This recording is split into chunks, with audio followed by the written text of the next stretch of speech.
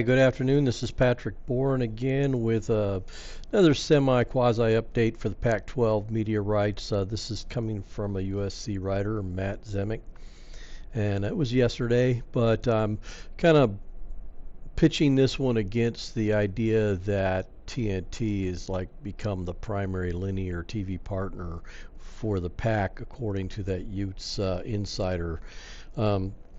That has probably a strong possibility of not being reality. So I wanted to read this article just to show you kind of where they seem to think the focus is still on the three: Apple TV, Amazon, and ESPN. And this is March 29th in the afternoon. So if I catch anything new later, I'll certainly update you guys. But here Matt starts it out saying Pac-12 can't be afraid in finalizing media rights deal, making football proposals. The Pac-12 conference still hasn't reached agreement on media rights deal with ESPN, Amazon, Apple, or other prospective TV and streaming partners. While we wonder if San Diego State's ride to the Final Four has changed the equation to any meaningful extent, we can still say with a few things with relative confidence about the path George Kliavkoff needs to follow. One core component of a wise, prudent, forward-thinking media rights strategy would seem to be to pitch football games and other media products in less traditional formats or slots.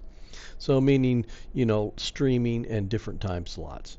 So the conference has to be willing to stand out from the crowd and give Amazon and Apple, also ESPN, but especially the streaming services, standalone events which won't get buried by other conferences on mainstream television or cable networks. Creating products college football and college sports fans will be drawn to when other conferences or time zones don't have live action, reinforces the reality that the Pac-12 has something other conferences lack.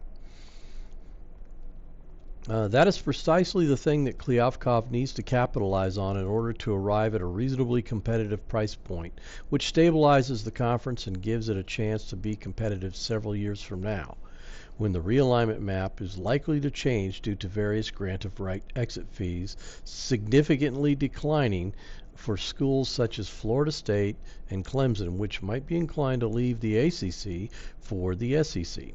So Matt's looking way into the future. This is possibly 2036, because we know the ACC gore is pretty rock solid. It's ironclad, as people say. But at any rate, he's trying to state to the Pac-12, look, your best thing is to deal on streaming and be different than the rest of the conferences, to offer your services not only on a different platform, traditional form other than a traditional format, but also a different time slot. Now, this is USC, so it's almost like they're bragging on the fact that they got primary time slot with the Big Ten Fox.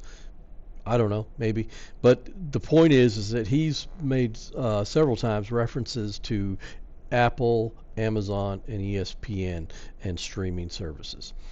So no. He does say that there's a possibility of other prospective TV providers, but he doesn't really say it. It's almost like he's focusing on these three, and there's no idea to him that TNT would be one of those providers. So I just wanted to bring you this article to kind of offset the TNT possibility. Not that TNT's absolutely a no. One of my persons who watches my channel actually said that earlier Turner broadcast turned down the Pac-12 for bidding, and they're the ones that own TNT. So it is what it is, and apparently that may be just a reach for Pac fans. I don't know. So it seems to be that the focus is still Amazon, Apple, and ESPN. All right, well, that's it for right now, and like I said, I'll keep you guys updated if something else shoots up, some new news. But I appreciate you guys, and please like the video and please subscribe, as it just increases viewership. So have a good evening, and I'll talk to you later.